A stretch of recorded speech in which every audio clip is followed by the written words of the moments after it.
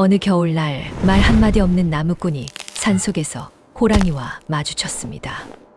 호랑이는 함정에 걸려 피를 흘리고 있었습니다. 그는 호랑이를 치료해주고 살려주었습니다. 그 뒤로 이상한 일들이 벌어지기 시작했습니다. 밤새 나무가 쌓여 있고 몇 해가 지나지 않아 아무것도 없던 이 산의 움막엔 황금 같은 살림이 들어차 있었습니다. 그러나 세상은 이것을 가만두지 않았습니다. 탐욕스러운 현감이 그를 불렀습니다. 산신령과 내통한 죄로 내 재산을 모두 몰수한다. 그런데 관아마당에 아무도 부르지 않은 손님이 찾아왔습니다. 과연 그날 밤 관아에서는 무슨 일이 있었던 걸까요? 성야야담의 이야기가 계속될 수 있도록 구독과 좋아요로 응원의 마음을 보태주세요. 자, 그럼 오늘도 감동적인 옛날 이야기 지금 바로 시작합니다. 그 산의 이름을 아는 사람은 많지 않았습니다. 마을 사람들은 그를 돌쇠라 불렀습니다. 돌처럼 말이 없고 돌처럼 무표정하다 하여 붙은 이름이었지요. 어떤 이는 그가 벙어리라 했고 어떤 이는 귀신 들린 자라 했으며 어떤 이는 그냥 모자란 사람이라 했습니다. 그 어느 말도 맞지 않았습니다. 그는 말을 할 수 있었습니다. 다만 하지 않았을 뿐입니다. 강원도 깊은 산자락, 구름이 허리를 감는 산골이었습니다.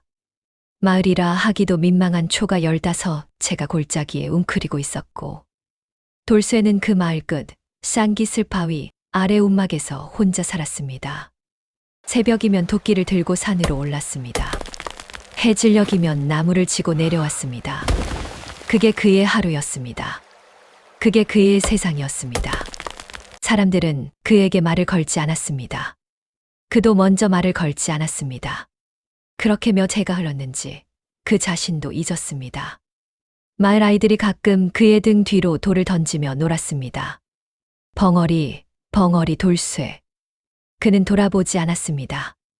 아마 그때쯤이었을 겁니다. 조선 선조 임금 치세, 전란의 냄새가 바람에 섞여 내려오던 그 시절. 하늘은 이미 알고 있었습니다. 이 말 없는 사내를 위해 무언가를 준비하고 있다는 것을. 돌쇠가 처음부터 말이 없었던 것은 아니었습니다. 그에게도 어린 시절이 있었습니다. 아버지가 있었고 어머니가 있었고 말도 많고 웃음도 많은 소년이었습니다. 마을에서 제일 먼저 새소리를 흉내냈고 제일 먼저 호기심에 산 위까지 달려 올라갔던 아이였습니다. 12살 되던 해였습니다. 아버지가 현감에게 끌려갔습니다. 세금을 못 냈다 하여. 사실은 냈습니다.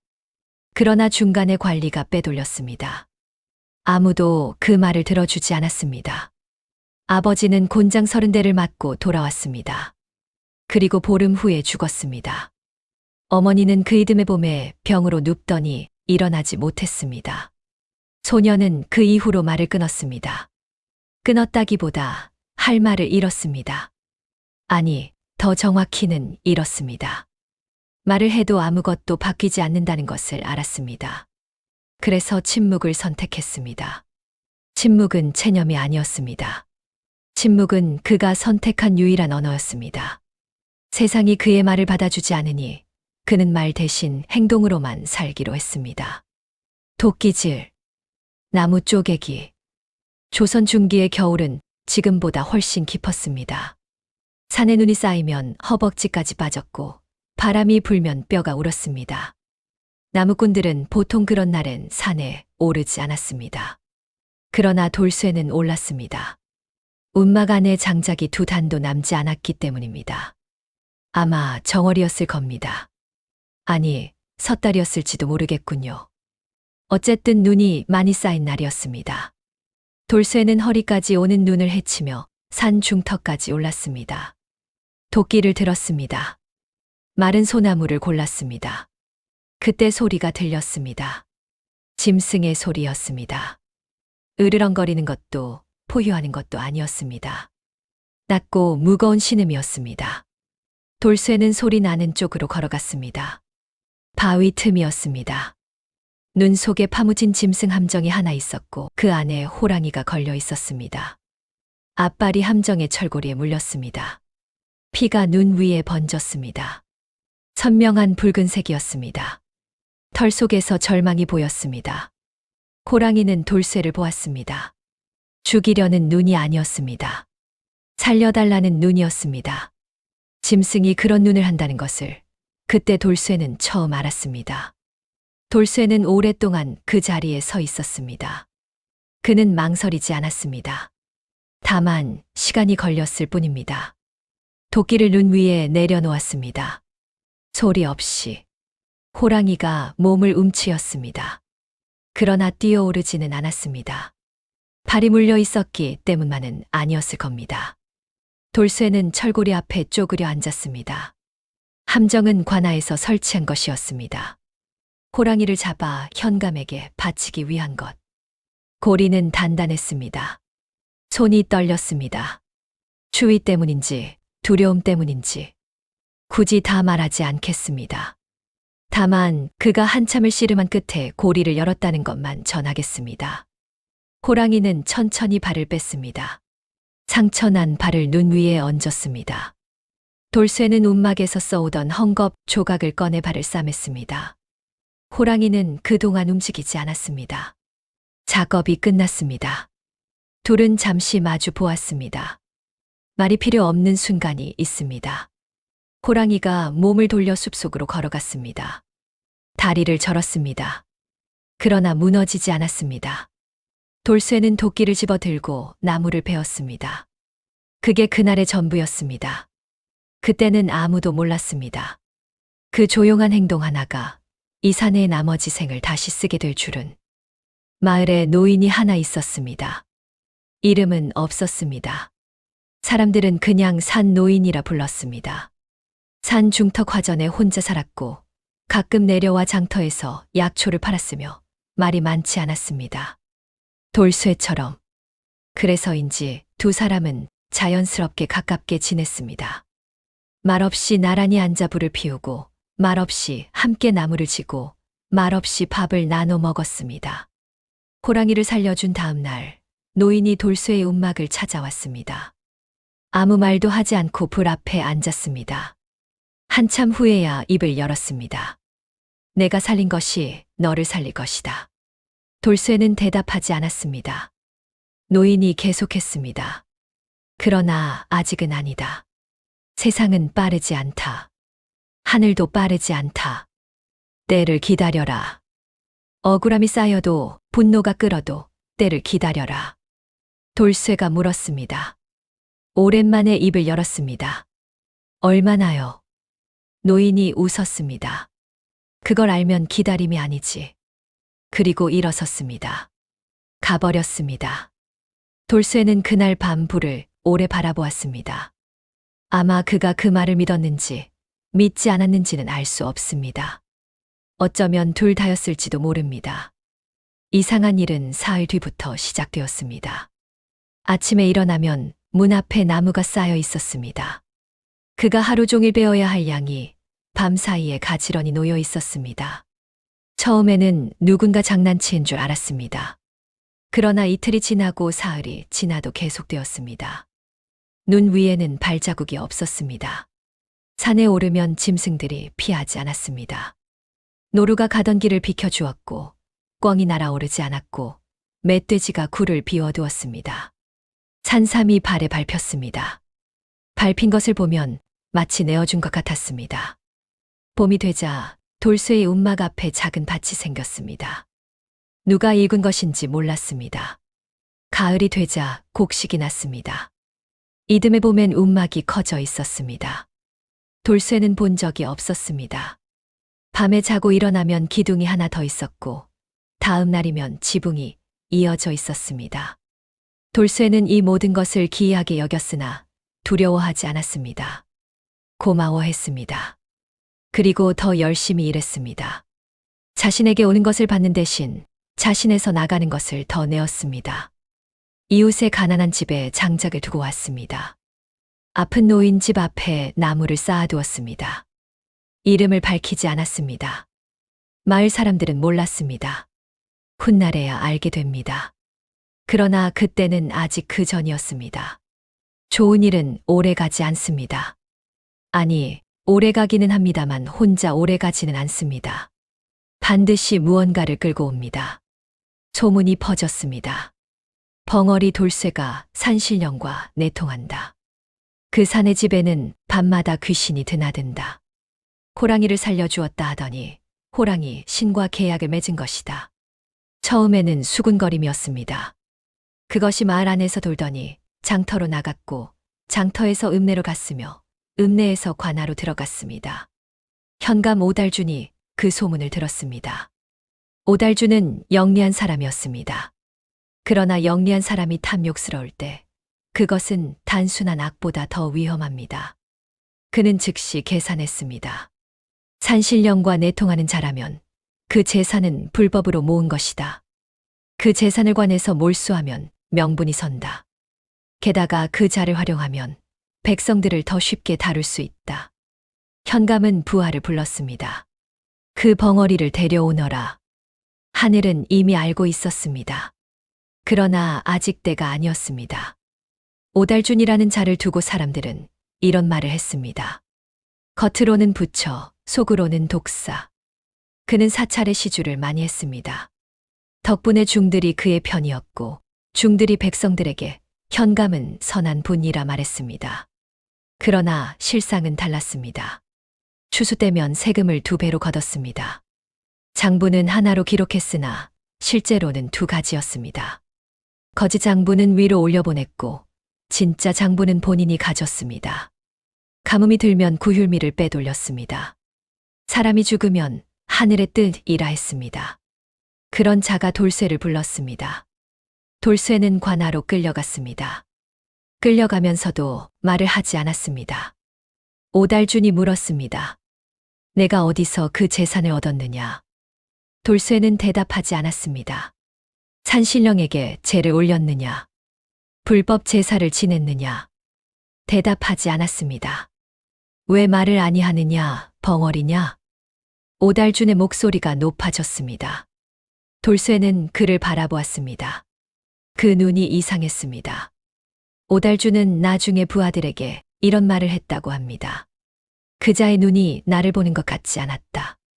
내 안을 보는 것 같았다. 그러나 그 말을 했을 때는 이미 모든 일이 끝난 후였습니다. 죄명은 간단했습니다. 불법 제사 및 민심 혼란 조장. 제사는 몰수되었습니다. 밭도, 장작도, 움막도. 몇 해 동안 기적처럼 모인 것들이 하루아침에 사라졌습니다. 돌쇠는 옥에 갇혔습니다. 돌바닥이었습니다. 짚이 조금 깔려 있었습니다. 최창살 너머로 하늘이 보였습니다. 좁은 조각이었지만 하늘이었습니다. 며칠이 지났습니다. 일주일이 지났습니다. 한 달이 지났습니다. 그 안에서 그가 무슨 생각을 했는지, 어떤 감정이 올라왔는지. 분노가 있었을 겁니다. 분노는 반드시 있었을 겁니다. 12살 때 아버지가 맞고 죽던 기억. 세금을 냈는데 빼돌렸다는 말을 아무도 들어주지 않던 기억. 그리고 지금 똑같은 일이 반복되는 것. 그러나 그는 소리를 지르지 않았습니다. 벽을 치지 않았습니다. 눈을 감았습니다. 노인의 말이 떠올랐는지도 모릅니다. 때를 기다려라. 옥 안에서 그가 유일하게 한 것은 하늘의 그 좁은 조각을 바라보는 것이었습니다. 하루에 한 번 빛이 들어왔습니다. 그 빛이 돌바닥에 닿을 때 그는 눈을 깜박이지 않고 오래 바라보았다고 합니다. 분노는 침묵 속에서 다른 것이 되었습니다. 어쩌면 기다림이 되었는지도 모릅니다. 그해 가을 마을에 흉년이 들었습니다. 비가 오지 않아 곡식이 익지 못했고 강이 말라 물이 부족했습니다. 그런데 현감 오달주는 그럼에도 세금을 거뒀습니다. 나라에서 내려준 구휼미는 중간에서 사라졌습니다. 마을 사람 셋이 굶어 죽었습니다.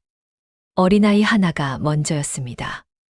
그 집 어머니가 관아 앞에 와서 울었습니다. 오달주는 문을 닫아 걸었습니다. 그리고 사찰에 쌀 5마를 시주했습니다. 스님들이 그를 위해 기도했습니다. 마을에서는 소문이 돌았습니다. 벙어리 돌쇠가 없어지더니 산의 기운이 빠졌다. 그자가 산신령과 통하고 있을 때는 이런 재앙이 없었다. 두려움은 종종 진실보다 먼저 움직입니다. 사람들은 뒤늦게 깨달았습니다. 돌쇠가 그 오랜 세월 이름 없이 두고 간 장작들, 이름 없이 쌓아둔 나무들, 이름 없이 남겨두고 간 산삼들, 그것이 그였다는 것을. 그러나 그는 지금 옥 안에 있었습니다. 하늘은 이미 알고 있었습니다. 그러나 아직 조금 더 때를 기다리게 했습니다. 초겨울이었습니다. 말 한 필이 마을 어귀에 들어섰습니다. 타고 있는 자는 허름한 차림이었으나 눈이 날카로웠습니다. 그는 주막에 묵으며 아무 말 없이 사흘을 보냈습니다. 넷째 날 그의 짐 속에서 마패가 나왔습니다. 암행어사였습니다. 그가 내려온 이유는 이 마을만이 아니었습니다. 이 일대 세 고울에 걸쳐 수탈보고가 중앙에 올라갔기 때문입니다. 보고를 올린 자는 밝혀지지 않았습니다. 누군가 한양까지 글을 올린 것입니다. 그 글을 쓴 사람이 누구인지는 아직도 알 수 없습니다. 어쩌면 산노인이었을지도 모릅니다. 어쩌면 전혀 다른 누군가였을지도 모르겠습니다. 듣는 분들께 맡기겠습니다. 어사는 밤에 움직였습니다. 관아의 창고를 살폈습니다. 장터의 상인들을 은밀히 만났습니다. 굶주린 백성들의 얼굴을 보았습니다. 그리고 옥 안의 돌쇠를 보았습니다. 어사가 창살 앞에 서서 물었습니다. 무슨 죄로 들어왔느냐? 돌쇠는 대답하지 않았습니다. 말을 못하느냐? 이번에도 대답하지 않았습니다. 어사가 한참 그 눈을 바라보다 자리를 떴습니다. 그날 밤 어사의 수첩에는 이렇게 적혔다고 합니다. 저 눈은 죄인의 눈이 아니다. 어사는 엿새를 더 머물렀습니다. 관아를 뒤졌습니다. 창고에 쌓일 포대를 세웠습니다. 구휼미 장부와 실제 재고를 대조했습니다. 수탈된 세금의 흔적을 찾았습니다. 오달주는 눈치를 챘습니다. 그러나 이미 늦었습니다. 증거는 곳곳에 있었습니다. 진짜 장부를 감추었으나 관아 마당 창고 및 땅 속에서 나왔습니다. 사라진 구휼미의 행방은 장터 상인의 증언에서 드러났습니다. 사찰에 쌓인 시주는 모두 백성의 피였습니다. 어사는 오달준을 불렀습니다. 공식 자리였습니다. 마패를 내보였습니다. 마을 사람들이 관아 마당 앞에 모였습니다. 오달준은 처음에 부정했습니다. 다음에 협박했습니다. 다음에 읍소했습니다. 어사는 말없이 장부를 펼쳤습니다. 숫자는 말이 많습니다. 숫자는 거짓말하지 않습니다. 오달준의 얼굴이 하얗게 되었습니다. 그러나 이것으로 끝이 아니었습니다. 하늘은 더 준비하고 있었습니다. 그날 밤이었습니다. 관아 마당에서 소동이 났습니다. 포졸들이 소리를 질렀습니다. 마당 가운데 무언가가 서 있었습니다. 호랑이였습니다. 크지 않았습니다. 그러나 당당했습니다. 어떤 포졸도 다가가지 못했습니다. 화살을 재었으나 활이 당겨지지 않았다고 합니다. 겁에 질렸기 때문입니다. 호랑이는 관아 마당을 한 바퀴 천천히 걸었습니다. 그러다 멈추었습니다. 오달준의 방 앞이었습니다. 그 자리에서 오래 앉아 있었습니다. 방문을 건드리지도 않았습니다. 소리도 내지 않았습니다. 그냥 앉아 있었습니다. 오달준은 방 안에서 그 소리를 들었습니다. 아니, 그 침묵을 들었습니다. 새벽이 되어서야 호랑이는 일어나 마당을 나갔습니다. 관아 문이 저절로 열렸다는 사람도 있고 뛰어넘었다는 사람도 있습니다. 어느 쪽이 맞는지 저도 모르겠습니다. 다만 한 가지는 확실합니다. 호랑이가 떠난 자리에 앞발에 오래된 상처 자국이 있었다는 것을, 눈 속에 그 발자국이 남아 있었다는 것을, 그것을 본 사람들은 모두 조용해졌습니다. 이틀 후 오달준이 스스로 어사를 찾아왔습니다. 종이를 들고 왔습니다. 글이 적혀 있었습니다. 그의 손으로 쓴 것이었습니다. 자백이었습니다. 수탈의 내용, 빼돌린 곡식의 양, 사찰을 이용해 백성을 기망한 일, 구휼미를 팔아 자신의 창고를 채운 일, 돌쇠에게 씌운 누명, 모든 것이 적혀 있었습니다. 어사가 물었습니다. 무엇 때문에 이것을 썼느냐? 오달주는 대답하지 않았습니다. 눈빛이 돌쇠와 비슷했습니다. 그러나 그것은 침묵의 선택이 아니었습니다. 그것은 무너진 자의 침묵이었습니다. 훗날 사람들은 이렇게 말했습니다. 호랑이가 방 앞에 앉아 있던 그날 밤, 오달주는 자신이 한 모든 짓을 혼자 떠올렸다. 그것이 그를 무너뜨렸다. 짐승은 아무것도 하지 않았습니다. 그냥 앉아 있었을 뿐입니다. 그러나 그 침묵이 거울이 되어 오달준의 안을 비추었습니다. 자신이 한 짓을 자신의 눈으로 보게 만들었습니다. 그것으로 충분했습니다. 다음 날 아침 옥문이 열렸습니다. 돌쇠가 걸어 나왔습니다. 햇빛이 강했습니다. 눈을 찡그렸습니다. 그게 전부였습니다. 울지 않았습니다. 소리치지 않았습니다. 어사가 앞에 섰습니다. 억울한 누명을 썼으니 국가에서 보상을 하겠다. 원하는 것이 있으면 말하라. 돌쇠는 고개를 저었습니다. 벼슬이 필요하냐? 고개를 저었습니다. 돈이 필요하냐? 고개를 저었습니다. 어사가 한참 그를 바라보다 말했습니다. 그러면 무엇이 필요하냐? 돌쇠가 오랜만에 입을 열었습니다. 마을 사람들 겨울 식량이요. 그게 전부였습니다. 어사는 그 말을 듣고 오래 침묵했습니다. 그리고 고개를 끄덕였습니다. 관아 창고에 남은 쌀이 마을로 풀렸습니다. 국가에서 구휼미가 내려왔습니다. 그해 겨울 그 마을에서는 아무도 굶어 죽지 않았습니다. 며칠이 지났습니다. 돌쇠는 짐을 쌌습니다. 짐이랄 것도 없었습니다. 도끼 하나, 헝겊 조각 몇. 그게 전부였습니다.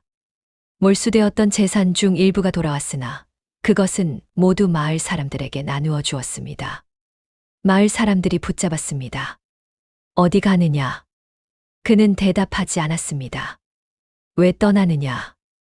이제 좋은 일이 있을 텐데. 그는 고개를 저었습니다. 어떤 안악이 울었습니다. 어린 시절 그에게 돌을 던졌던 아이들 중 하나였습니다. 이제 어른이 된 그가 소매로 눈을 닦으며 말했습니다.